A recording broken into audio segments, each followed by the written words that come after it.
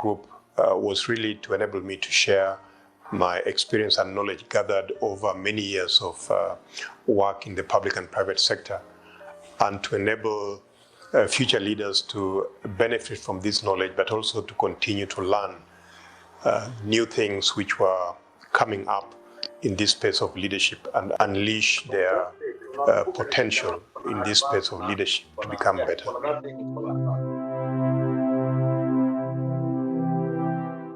We have grown and expanded as an organization, starting off with myself as the only person within the leadership group. Today, 5 years down the line, we work with many people as associates of the leadership group. We got a core competent of 4, and then we've got more than 10 experts that we work with to deliver our various programs. We have also developed partnerships with the academia. We do run, at the moment, a program on ethical leadership with Stellenbosch University in South Africa. We have partnerships with the Thunderbird School in Arizona, where we also partner on some of our programs. We have delivered programs through the county government system. So we've worked with a number of counties to deliver programs in the area of communication, in the area of service delivery and leadership generally. If I look back at some of the clients that we've worked with, there's literally no sector that the leadership group has not touched over its last 5 years that we're celebrating now.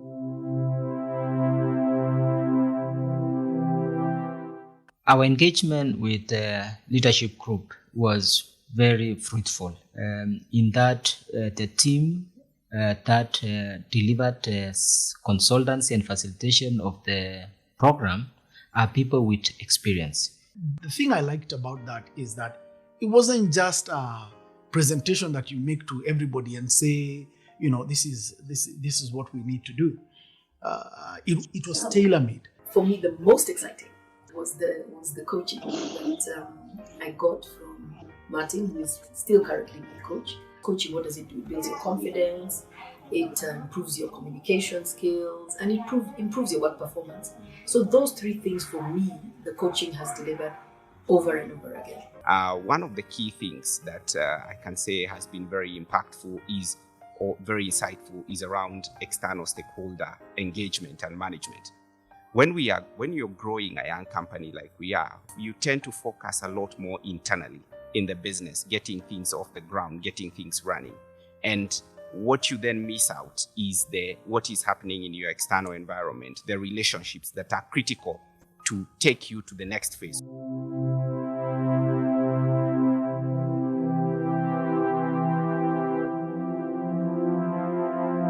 Seeing the client's vision come to life is an exciting moment because it's transformative. It's, you've made an impact in the society, directly or indirectly. We come into organizations, either commercial or not, at moments where real change is needed, that can be driven by external disruptions, that can be driven by bad performance or other factors. And our contribution is to find ways out, and that combination is quite exciting. Being the one that is at the front line trying to help them solve those problems, being the one that has to interpret their needs and build solutions that respond to that, being able to support the process of delivery so that we can actually see and feel the impact that we're giving those organizations, it really makes me feel very, very good about the work we do.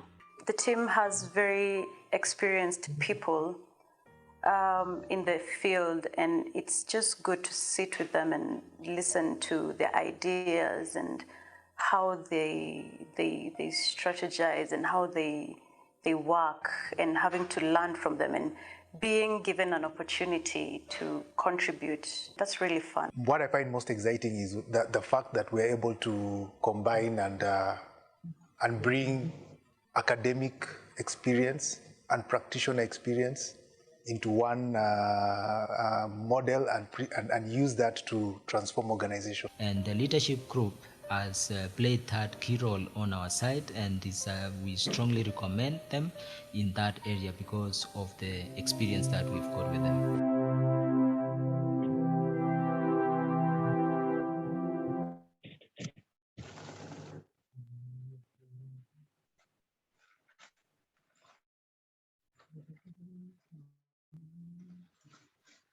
You're on mute, Kefa. Yes, thank you very much, Kelly, for that beautiful video. I hope that to our guests that it gives them a sense of the journey of the leadership group over the last 6 years. Our clients and partners, guests, ladies and gentlemen, good morning and welcome to this 7th edition of our Leadership Conversation series. This is our monthly free webinars that we conduct to have discussions and insights with our participants in the areas of leadership, and we choose the relevant fields and have these conversations. My name is Kefa Bosira. I'm in charge of programs at the leadership group, and I'm very glad that you are here with us today. We're also very pleased to have Arnold Doray, the CEO of Doray from Singapore, going to be our guest speaker. And this topic is going to be AI for leaders, management framework for successful implementation. I'm also joined by my colleagues, Dr. Pasio Pio. I hope you can see them on the screen. Kelly, the lady was playing the video for us. And there's also Christabel that's supporting us in the background. We also do have in the group associate consultants, as well as some of our other friends and supporters who are also attending this webinar today. As you heard from the video, the leadership group marked 5 years last year. We're going into 6 years now. And it's been a very impactful journey for us, working with our clients. We work with organizations and individuals in the private, public, and non-profit sectors, helping them to grow their leadership and also impact their businesses.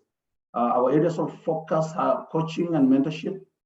We also focus on governance and board practice, strategy and business advisory, leadership and communication, as well as culture and change management.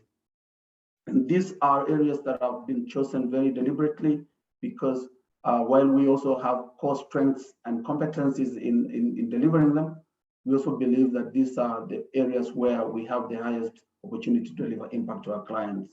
In those 5 years, we have worked with 50 organizations, conducting board evaluations, leadership and board effectiveness training, and board governance audits, while also impacting individuals, about 250 of them in executive coaching. We believe that this has been really helpful to them and has managed to create the right result that they've been seeking in their organizations. We're delighted today that you have joined us. We invite you to be an integral part of our growing alumni community.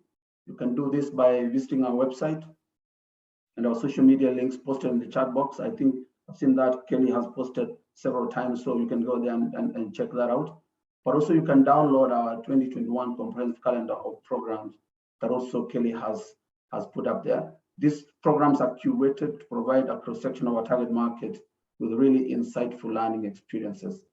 You also can reach us directly on the phone or by email to be able to discuss whatever specific needs you may have, so that we can tailor-make some of our interventions to help you. It's now my pleasure to invite Arnold, who is joined by his colleague Christabel from Terra AI in Singapore, to introduce himself, also introduce his organization, and then be able to take us through his presentation. So in the meantime, if you have any comment and question as Arnold continues through the journey of this webinar, please put it down in the chat box and we can pick that up as we go. Thank you very much. So over to you, Arnold. Okay, thank you, Kefa, for the introduction. And my name is Arnold. I'm the CEO of Terra AI, which is actually a division of another company called Terra Weather. So we actually started off as a weather company, providing maritime forecasts around the world. And because we use a lot of high tech and AI and so on, we thought maybe it's a good idea to just spin it off to do something else in AI specifically. So I'll be talking to you about our journey today, and also from the management perspective, because I think there's a lack of a gap actually of knowledge in terms of how to actually apply AI from the business and management perspectives. I'd also like to introduce to you my colleague, Christian. Can you say hi, Christian? Hello, everyone. Yeah, Chris is our business development manager. So he will also happily answer your Q&As about AI and so on, about what we are doing as we progress throughout the morning. It's our evening, actually, right now. It's about 3 p.m. in Singapore. So if you have any questions, what you can do is just put on the chat and we'll try and answer it. And I've broken up the discussion into about 3 or 4 parts, right? And so I'll stop at each section, and perhaps if you have any questions to ask, you can ask them. I'll try to answer it then as well. So give me a second. Let me just try and share my screen.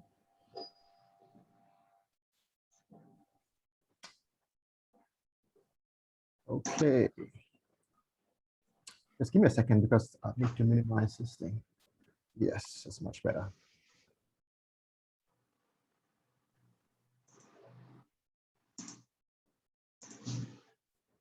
Can you guys see my screen?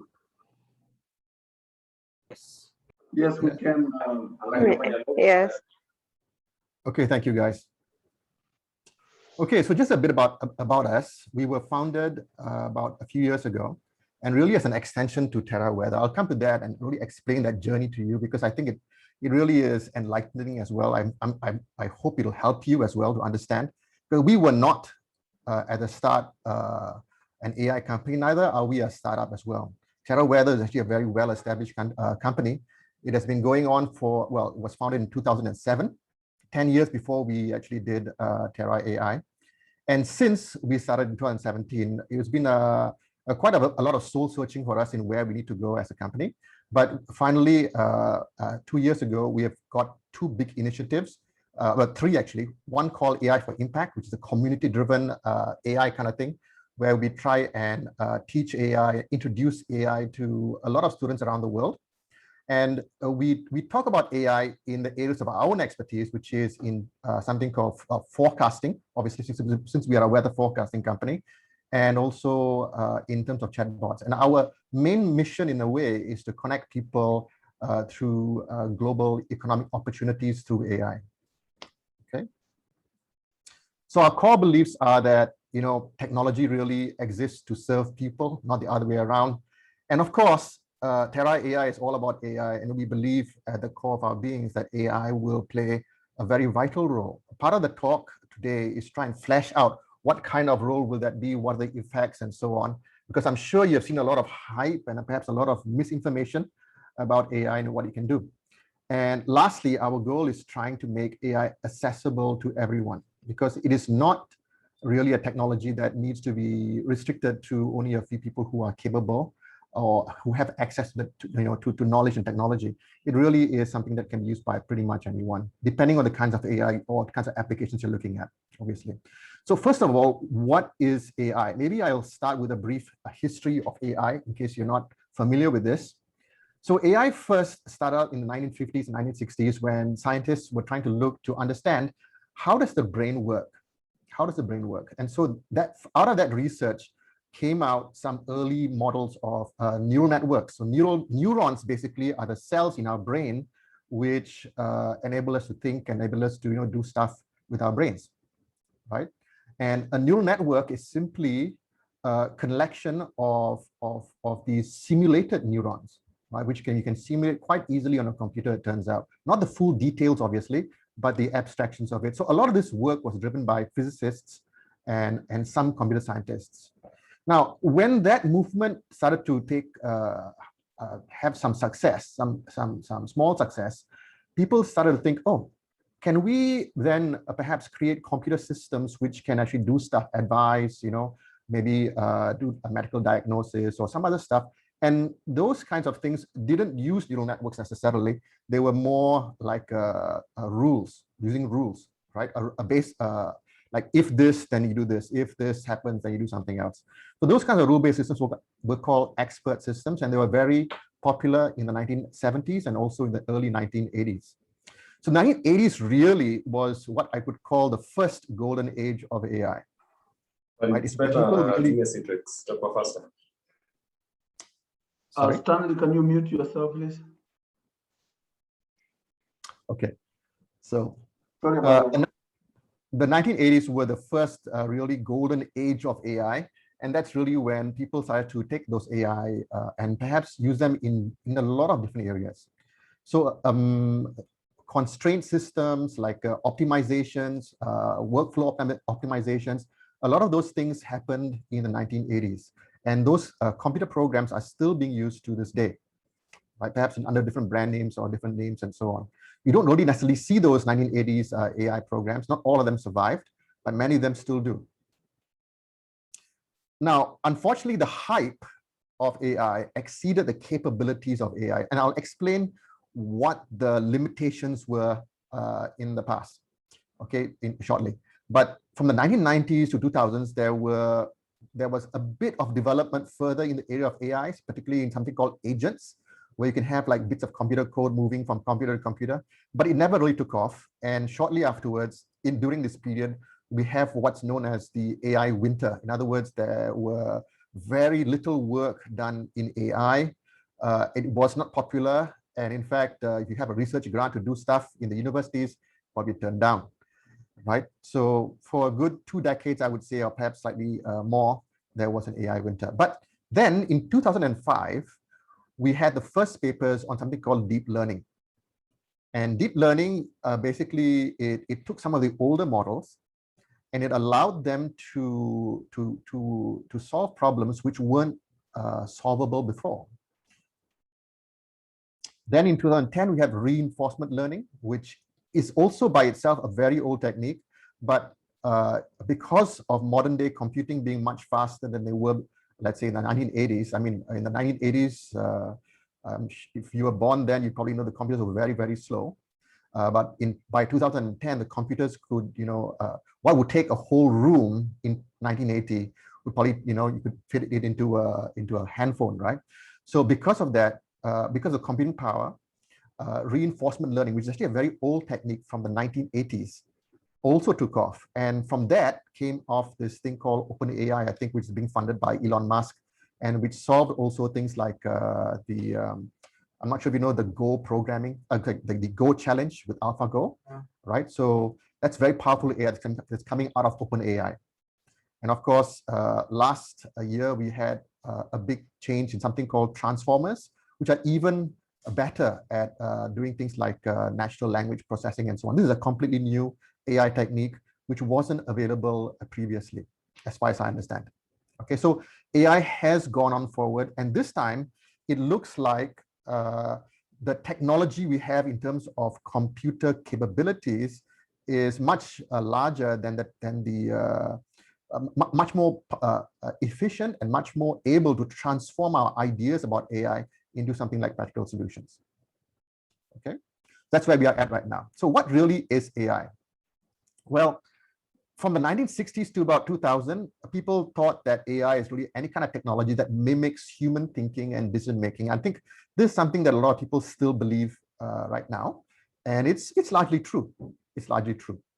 Okay, but at the present, AI is really has come to mean something that is a little more constrained, and it's really the first definition, but also with a condition, and that is that AI is something that can learn from data. In other words, it's not something that humans need to program necessarily. It is something that we can train instead of program. So the approach to actually developing AI is a bit different than what it was before in the 1960s to the early 2000s.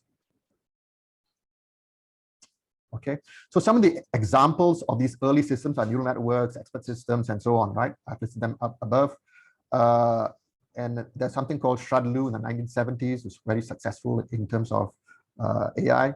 But nowadays, people think about these new things like SVMs, decision trees, neural networks as being part of AI. Okay, I'm just throwing this here just for completeness, really, more than anything else, just to give you some background. Okay, it's not really important to our talk. Now, this part is really important because what really makes AI special from other computer programs or other pieces of automation? That's also a question that needs to be answered, right? So the first is that AI consists of simple but non-linear models. So the basic building blocks of AI actually fairly simple, but they exhibit something called non-linearity. In other words, they cannot be mathematically or easily mathematically understood. The second component about AI, and about modern day AI, is that modern day AI definitely learns from data. You need to feed it data so that it can learn. And this is both its strength, but also AI's Achilles heel as well. And lastly, which I think people haven't really explored fully, is that AI should be adaptive. There are some present day programs which are adaptive, but most of AI is still not yet adaptive. But I'm sure this definition or this criteria is something that we'll see happening shortly. Now, how does this contrast with earlier, or let's say with normal computer programs and so on? Well, a lot of the computer programs that exist are really hand-coded. They are written by human beings, and they're really just rules. You've got a set of rules, and you try and encode those rules into a way that the computer can understand. For example, let's say I'm talking about a program that calculates net present value, for example, right? So I need to understand the formula, I need to code it, for example, and then I need to wrap it around some kind of user interface so that it can be used by people, right? So all of that is hand-coded. Also, where there might be computer models involved, they're oftentimes linear. People don't usually use nonlinear models, oftentimes. Okay, or the models are complex but custom. An example of this might be in the area that I'm in, which is weather forecasting. My background is actually in weather forecasting, and we use frequently very complicated and custom models. We know the models inside out. We're like mechanics. We go in there, we have to change the models, we have to understand the code, etc. But they're very complex, and you can't just look at each part and really understand, how the whole thing works. It's too complex, right?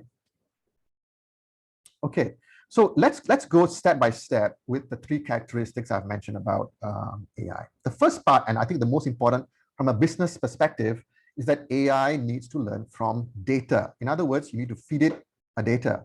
But the benefit of this is that you can have models which can do things like predicting, or maybe recognizing, or maybe even things like detecting, let's say, a high-value client, for example. You can do it very easily, very quickly, and you don't have to have a lot of human expertise in that domain before you can develop the model itself. So I would say it's quick and cheap. Cheap meaning that you don't have to have a lot of prior experience. All you need is the data, and the AI would actually learn from the data itself.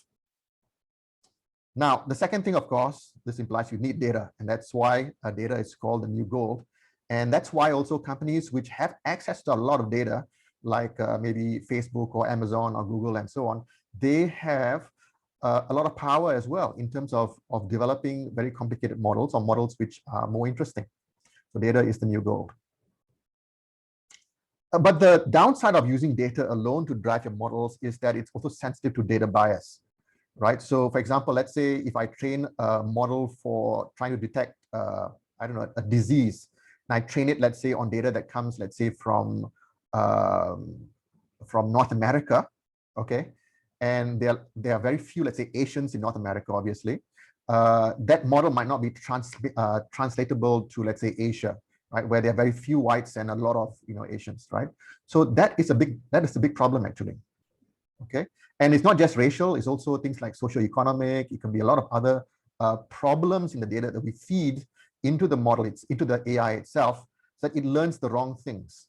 Okay, this is a very common problem with AI. And part of the engineering behind AI is to learn when to detect this and how to overcome it. Okay. And as a corollary to this, you need really a lot of data to be successful. So this is really just part of the data is the new gold mantra. But really, you do really need a lot of data to be successful. So if you don't have a lot of data, then you are, I wouldn't say you're crippled, because there are techniques which deal with smaller data sets, but it will be definitely problematic. And all these three things actually have got business implications.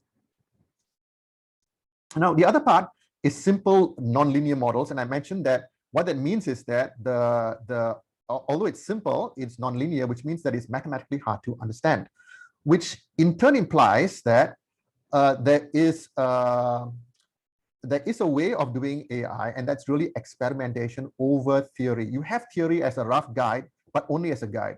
You can't really use the theory to determine the success or failure of an AI model. It's really a lot to do with a huge amount of experimentation, okay?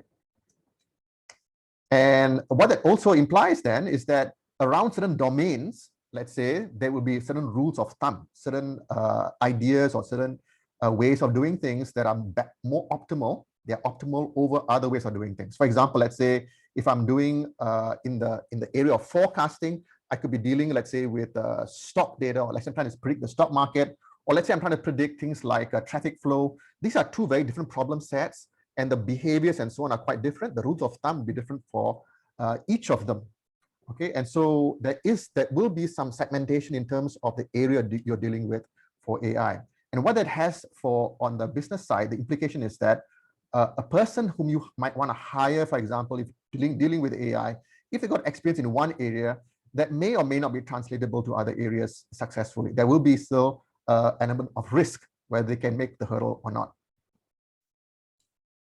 Okay, and the last thing is the computational bottleneck, especially if you're trying to do AI from scratch, or let's say some kind of significant work from scratch.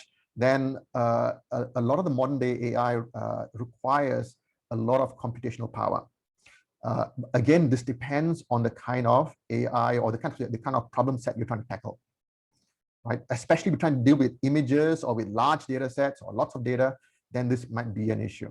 But if it's the data sets are smaller, of course, the computational bottleneck would be a lot smaller as well. Okay, I'll just pause at this stage. Any questions?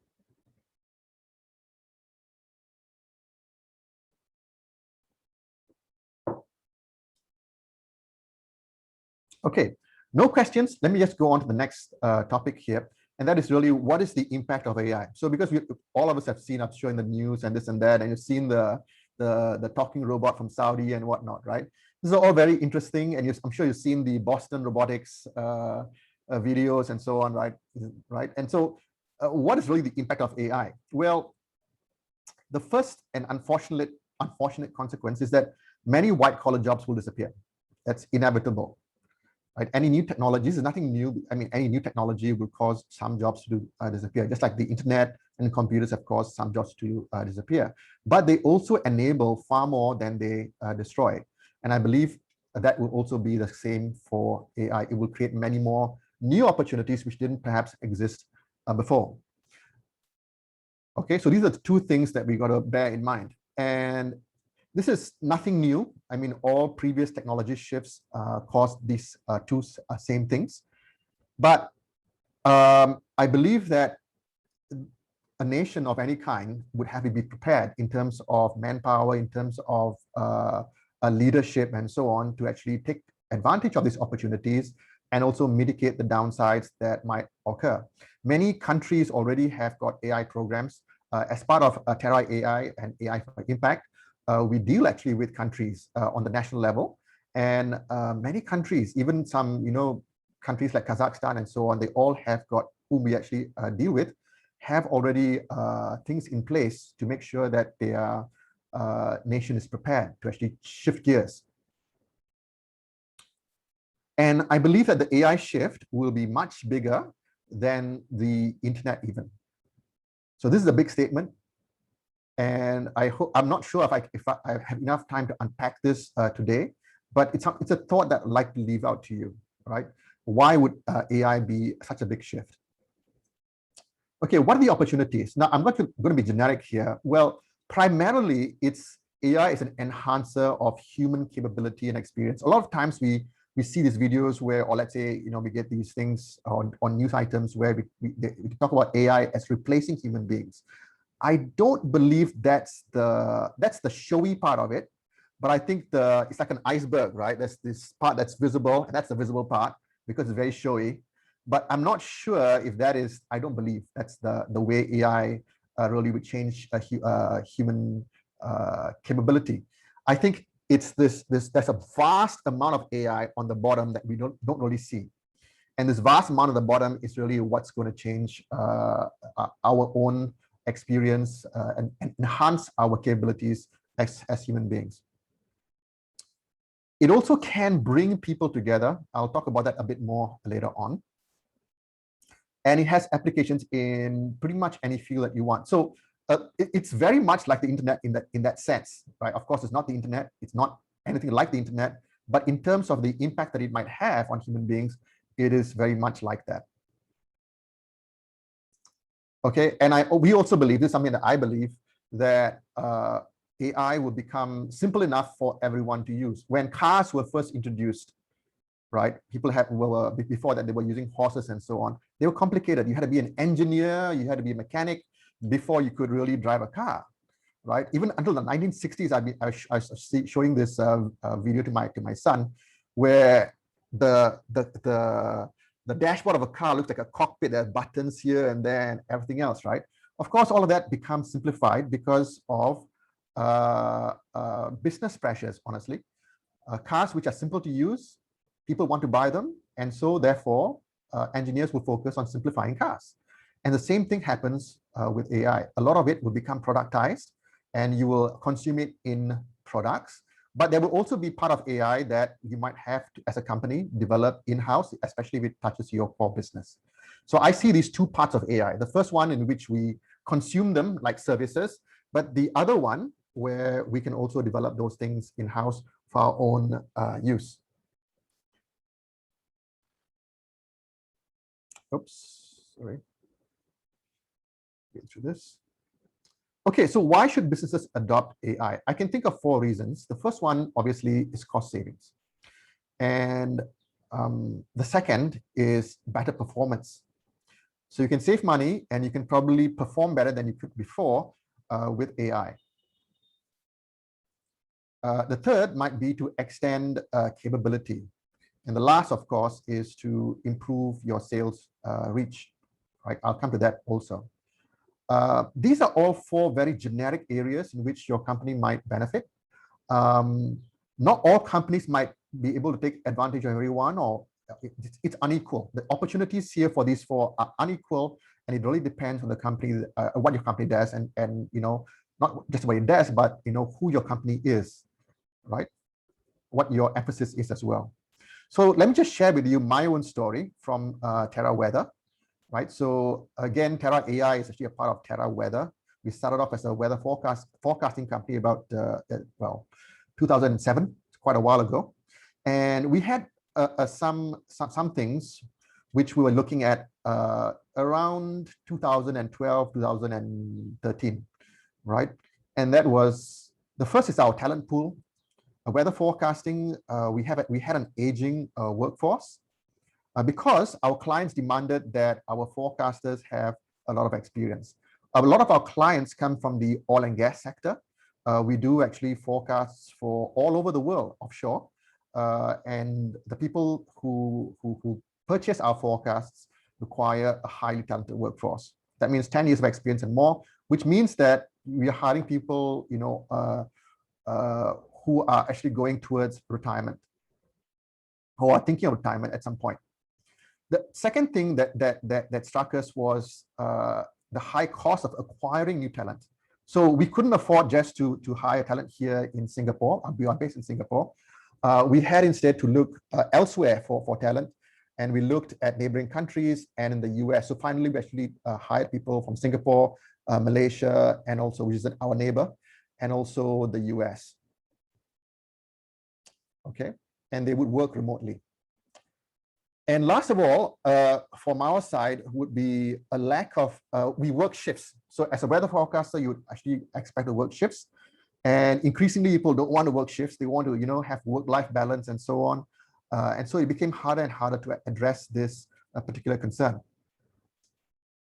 The other problem that we had was consistency in our product, right? So the products, because our products are all completely, how do I say, it's all information. So what we give our client would be a PDF every day, twice a day, 4 times a day, right? Predicting the weather for their location, in warning them of impending storms or let's say adverse weather. And because it's maritime weather, it's very dangerous.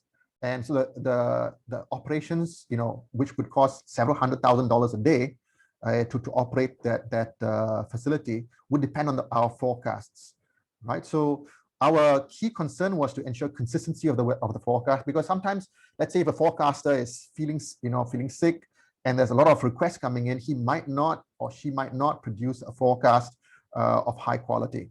Or perhaps if there were a typhoon coming in, there was a surge in requests, then of course the forecast quality would drop. Also, some forecasters are less experienced than others, then again you have a drop in quality. So sometimes you get very good forecasts with very competent forecasters, or perhaps forecasters who knows the regional weather very well.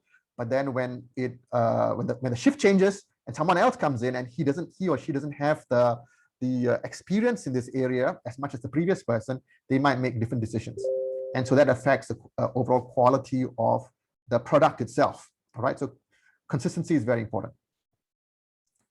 And of course, we needed the ability to accurately predict severe weather, because severe weather is very rare, I would say very rare. It's only rare, and but when it happens, it has devastating effects on our clients, and we wanted the ability to actually to increase our capability to actually predict these things, because human beings have got limits in how much they can do. Okay, and lastly, of course, we wanted to enhance the extent, the time horizon in which we have, excuse me, to actually predict the future.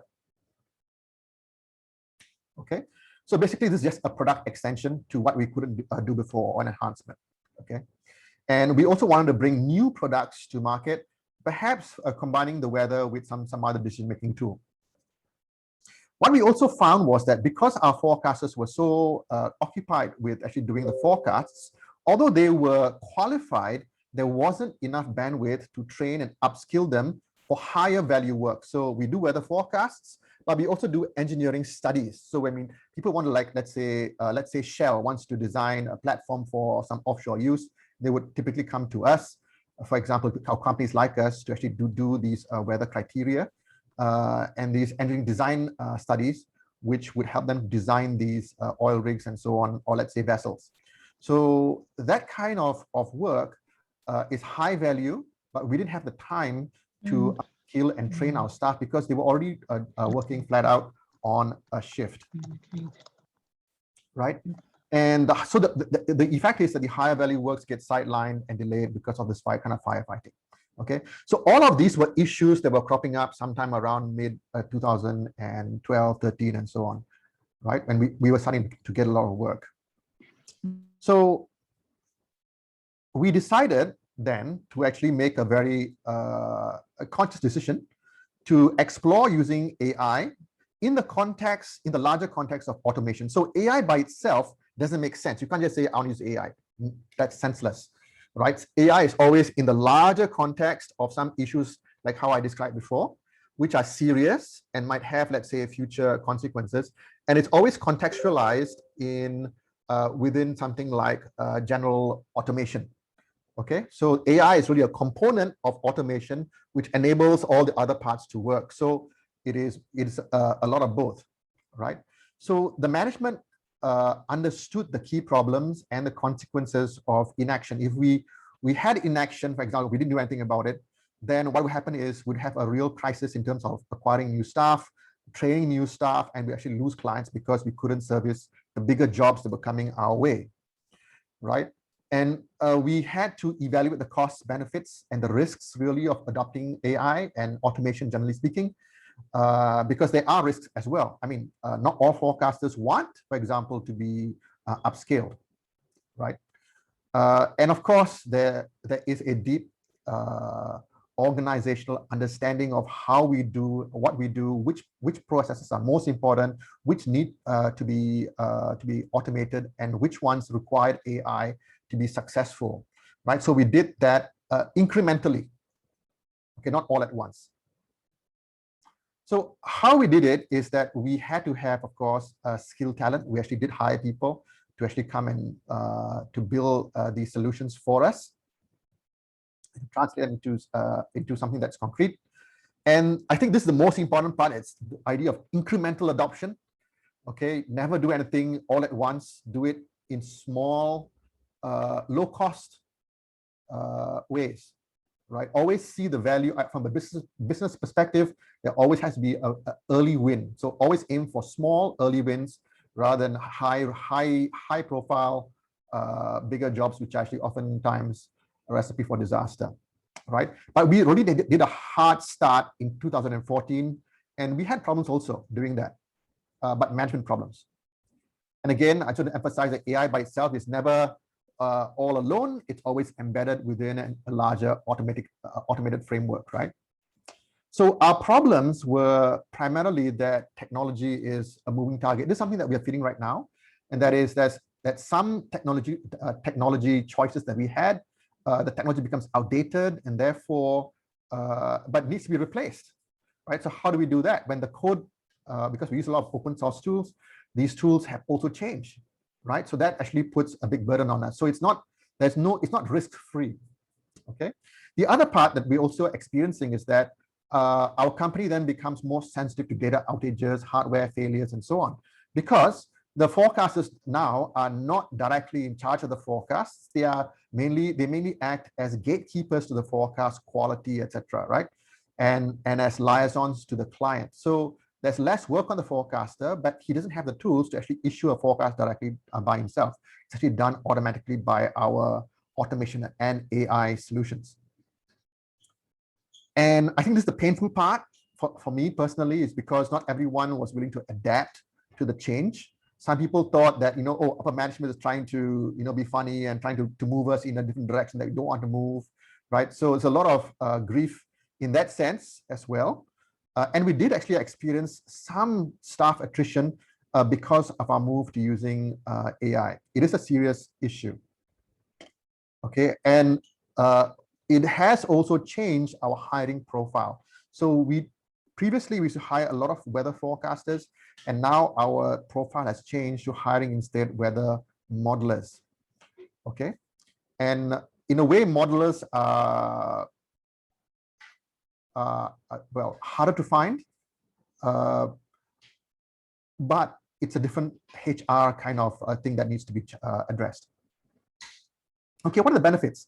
Well, certainly the big benefit, number one, is our customers are a lot happier, because a lot of the issues that we had before, things with forecast, consistency, accuracy, and so on, have largely disappeared. I wouldn't say completely disappeared, but largely disappeared. And when they do rear their ugly heads, it can be addressed quite easily. So we have systems in place to address these things, because we do things incrementally.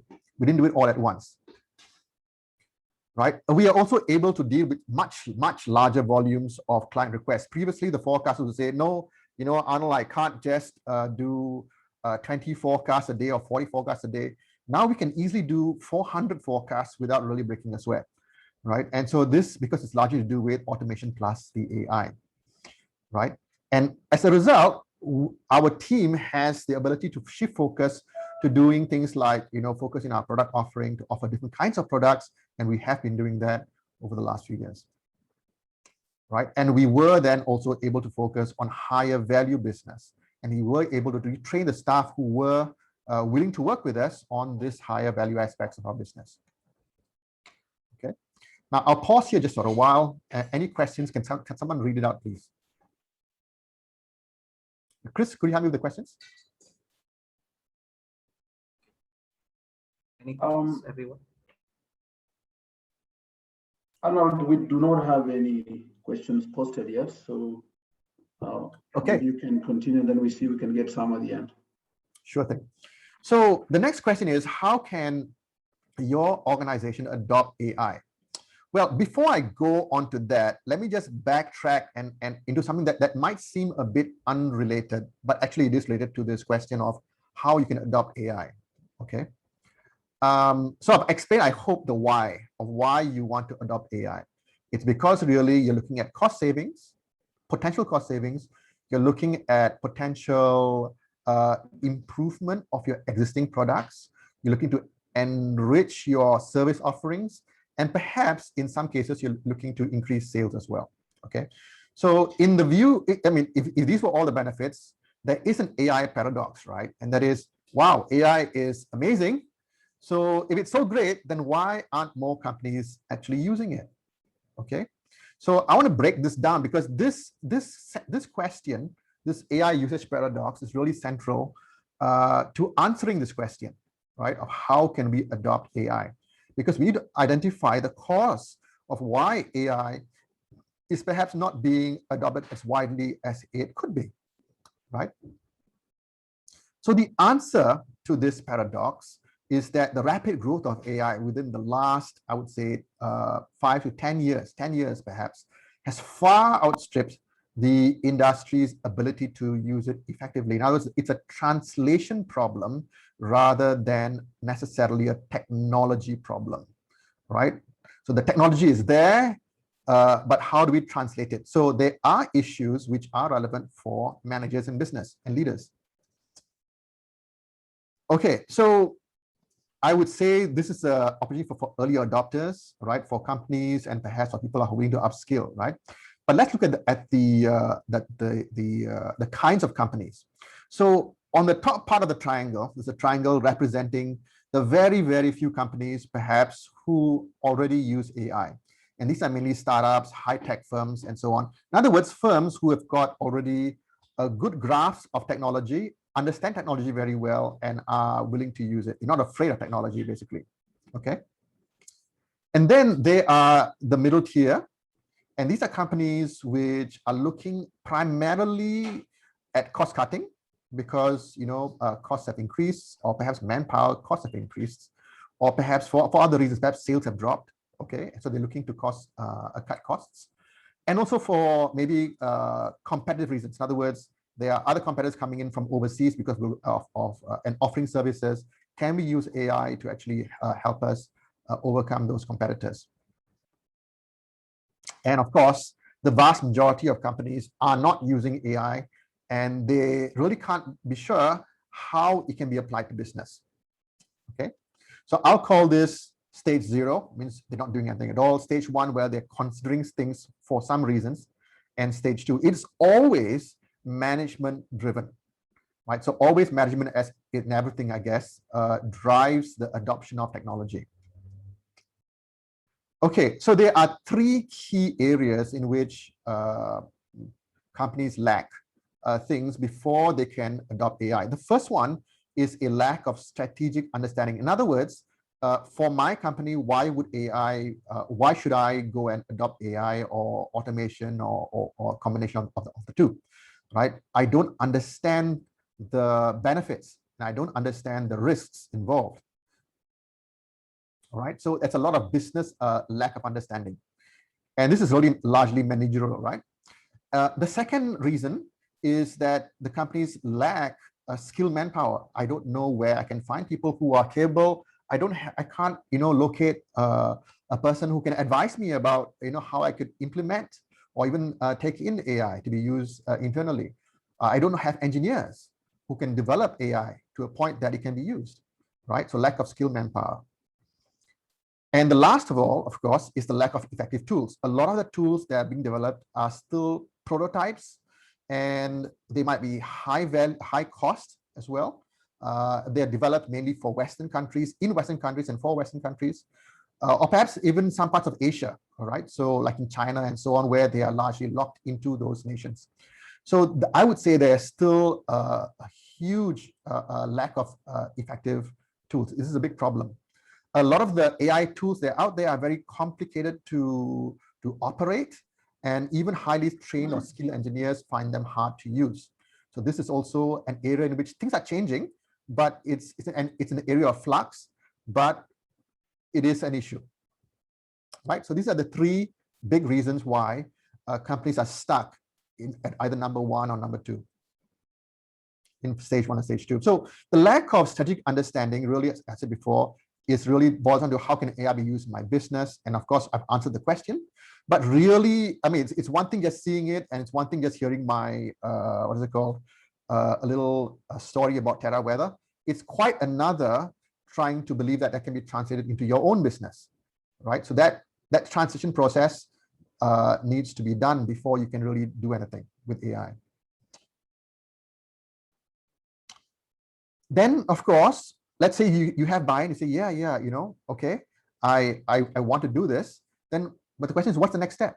what kind of tools should I use? What kind of manpower should I have to hire? What are the costs involved? Right? That's also the question that needs to be addressed. And unfortunately, there's no generic answer to this, because there are many ways. First thing, because of course AI is a rapidly moving target, but mainly because it depends on the company that you're dealing with. So some kinds of businesses would require higher costs, and maybe AI isn't a useful thing to do. Right? If manpower isn't something that is costly in your country, then why use AI for manpower, right? Or to alleviate problems with manpower. On the other hand, if you're working, let's say if you were in Japan, right, where labor costs are very high, then maybe automation might be something that you want to look at, right? It does make sense. So it depends on the country that you have and also where you're at, right? So one way we can actually to address this gap, right, could be, I would suggest things like C-suite type seminars and workshops like this one to help you to understand the different aspects of things, right? You want to look at thought leadership, right? Business who have already focused, or communities who have already focused on AI adoption in your area. And I'm sure there will be, if not locally, perhaps globally, there might be organizations like these. Certainly, I will introduce to you AI for Impact. That's our organization. And also, of course, you need to seek guidance for effective AI adoption as well. Okay. Lack of skilled manpower, and really it's to do with, how can I locate and train manpower? There are many ways: retraining, matchmaking, remote talent, and so on are all very much viable for AI and AI talent. Right? There are programs for retraining, certifications for successful projects, and there are also talent marketplaces in which people can be sourced and hired. Right? And last of all, effective tools. Existing open source tools do exist, but they are complicated because so it's a trade-off. Open source tools are require a high amount of skills, but they are costly in terms of time and manpower. And proprietary tools are easy to use, but they often are costly, and they might not be bespoke enough to fit into your industry. So that needs to be some fitting involved as well. So these are issues that you might face, right? So my advice is to focus on solutions, not on tools, and to be able to look at productized solutions for common problems. For example, if you have a problem with HR and so on, are there productized tools that you can actually leverage on straight away to understand whether this tool can help you or not, right? So there are actually AI tools for HR. It's actually a big thing, right? And it's also possible to crowdsource how I say AI building and AI customization. It is possible to do that. Okay. Okay, let me just share you just a couple of slides about what we do in AI for Impact. So for the 3 stages, remember our goal is really. Arnold, before you proceed, there's a question from Monica. She's asking how key is the data practices of an organization on the success of AI? In implementing AI in Terra, what did you have to change on how you collect, process, and clean data for successful modeling? Okay, we were very lucky in that sense because all of our data that were coming in were already clean. We have a process already to clean things up before they actually go off and are used by our forecasters. So that part of the pipeline was already in there already. We didn't have to extend our pipeline. So I would say in terms of AI adoption, ours was a natural progression than a paradigm shift, right? It was very natural. If on the other hand, you're coming from a company that needs to make a big shift in changing stuff, then I would suggest you step back and ask yourself, what do I need to actually move into AI/automation, right? And then from there, work backwards to narrow down those early wins, those low-hanging fruits that you can actually tackle, right? Don't look at the whole shebang. Don't try and over-engineer things. That's always a recipe for disaster, and it just drags things out. Have something where your team can do within, let's say, a month, right? it can be partly AI, it can be automation. Identify those points that need to be automated or where AI needs to come in. If you don't have the AI tools for now, see if you can fill it in with a proxy. Let's say a simple model, if it's a computer model, or let's say a computer versus human model, before you transit into doing AI. Oftentimes, the hard part is getting that pipeline first. People make the mistake of trying to develop the AI first and then the pipeline, and that I think is a bad mistake. You have to instead look at the pipeline to see, is it delivering value? So I say, pick a simple use case where you think AI might be useful, or where you, not AI might be, I'm sorry, pick a simple use case where you believe that you can actually see some value in terms of business value, that is, it's always business value. And then look at seeing, what can I just do as a prototype first? And the prototype should give you a rough idea of the problems that you're going to face in terms of, operationally, in terms of getting people to use stuff and so on and whatnot. Because even in an organization, oftentimes engineers or operation staff, I'm sure you know operation staff, they don't like change. I've dealt with a lot of operation staff where even if you move the icon by 10 cm right, on a screen, say, oh, I don't like that, what's that, right? So I've actually had to deal with people when I was much younger. I had to deal with people like that, and it's tough. It's tough. So getting those human parts done is actually almost, I would say, 1/3 the battle won. And getting the end-to-end pipeline to work is much more important than actually looking at the nitty-gritty details of data cleaning and so on. Get something which sort of works first, and then slowly look at how that whole pipeline can be incrementally refined to produce better results than before. The other part that needs to be done also in terms of data, okay, I'm not really answering your question, I'm sorry, Monique, but I'm answering the larger question, right? And the larger question is that you need to do it incrementally. I think I mentioned this several times. And the way you do that incrementally is to always collect data on what you're already doing. So on pretty much everything that we do right now, especially when we start out early on. When we started early on, we were deciding, does AI really produce the better a forecast, right? Now, that wasn't a crucial part for us because we could already see big wins in other areas.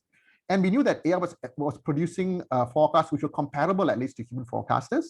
But the question was it better or not? So then we had to collect actual data, and that data collection in and of itself may be project-based. It doesn't necessarily have to be something that's long running. Once you're confident that this thing is producing already a better result, then you can pull the plug on that verification pipeline because it does require additional management to run.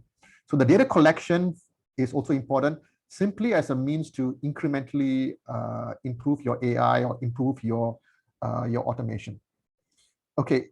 Any other questions? I can see the chat has gone up. Okay. I'm back. Yes. Arnold, there's a question from Beatrice Gay here. She's asking, what would you say to those who fear the impact of AI? I'm sorry, what I said to those who what? What would you say to those who fear the impact of AI? I think don't be afraid, right? Don't be afraid. It's actually not. I mean, a lot of you were probably young enough to remember, the early days of computing, right? In the 1990s and so on. Were you afraid? Were your parents afraid of computers? But yet, computers caused a huge change in how the world worked, right? There were jobs which were removed. That's true, but people get retrained, right? Companies love their staff, and a good company want to retrain that staff to do something else, and it's not hard. It's not hard. So I see honestly AI as an enhancer more than anything else. It's not gonna. It will replace some jobs, maybe the boring ones. It might, but it will also give you tools. It's like a tool which allows you to do things which you couldn't do before, right? Steve Jobs, he famously described the computer as a bicycle for the mind, right? And I would say AI would be a car for the mind, right? So it potentially can give you or help you do things which you could, just impossible to imagine before. So think of it as an enhancer rather than anything else. Now, AI can be used for abuse as well, right? By governments, right? We're seeing that happening in some countries where they use AI to monitor people, catch dissidents and so on. That's possible. That's a dystopian view of AI, but it's not really AI per se. It's really just how technology is being used, right? But in the free world, let's say, I think it would mainly be an enhancer of what we do. All right, thank you, Arnold. We seem to be running out of time. Any final words from you? Well, if you want to consider AI adoption, I think you want to really look at all these aspects, right? Look at your business use, look at the opportunities that's going to afford you. And I would say, as a business leader, it's your responsibility to really delve deep into your business and see, don't be afraid of technology, perhaps. Educate yourself in what AI can do. Look at your own area of interest and see, what kind of things other companies, perhaps elsewhere, are doing with AI. Thank you, Kefa. That's about it for me. Thank you very much. Thank you very much, Arnold. Thank you very much, Christian. And I do hope that this very interesting and exciting presentation has tickled the fancy of our participants today, and that they can get in touch with us to try and get any further support or any other conversation that are relevant to the adoption of AI. So all of you can get through to us using the details that Kelly posted there. I want to welcome you to our next webinar, which will be on September 12th from 12 to 1. We have a guest from South Africa, a renowned international expert in diversity, equity, and inclusion. And that will be our topic for that day. So we will be sending you out some communication, but for those of you who want to put that down in your diary, please do that. And coming up on August 23rd, we have a one-day adaptive leadership program taking place at Raston Blue Arboretum. Those of you who are here, Laura, I can see you there, and Beatrice, who are in HR, maybe you want to think about some of your team members who can come and benefit from that day-long conversation. And also coming up from September 1st, our online programs are rolling out for the next cohort. Go to our website and see what you can find there. There's leadership, governance, and coaching as very separate offerings for us. And then, of course, from 8th to 10th of September, we have a 3-day program on transformational leadership taking place in Mombasa. And we encourage you again to check the details once Kelly posts them on our LinkedIn pages and be able to get in touch with us so that we can be part of your journey to growth. I want to end here and thank you everyone again, Arnold, Christian, Kelly in the background, my colleague Percy, who made all this possible, and all of you who made time to come and join us. Do have a very good day.